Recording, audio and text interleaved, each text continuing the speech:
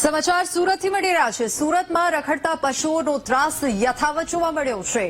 બારડોલીની નવદુર્ગા સોસાયટીમાં રખડતા પશુઓનો ત્રાસ। ઘર નજીક રમતા બાળક પર પશુએ હુમલો કર્યો અને પશુએ કરેલા હુમલાની આખી ઘટના સીસીટીવી કેમેરામાં પણ કેદ થઈ છે, જે આપ હાલ સ્ક્રીન ઉપર જોઈ રહ્યા છો। તો એક બાળક રમતો હતો અને ત્યારે એક રખડતા પશુના કારણે, તેના ત્રાસના કારણે એ બાળકને પણ ઈજા પહોંચી છે। આ સમાચાર જે મળી રહ્યા છે તે છે સુરતથી। સુરતમાં રખડતા પશુઓનો આતંક હજુ પણ યથાવત છે।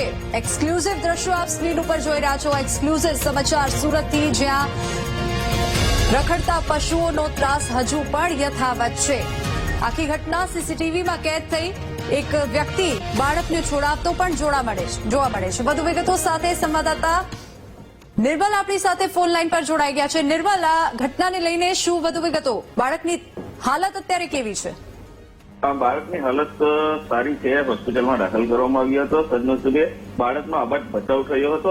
આ જે ઘટના છે બારડોલી ખાતે બની હતી। બારડોલીમાં નવદુર્ગા જે સોસાયટી છે ત્યાં આજે આખલાએ હુમલો કર્યો હતો।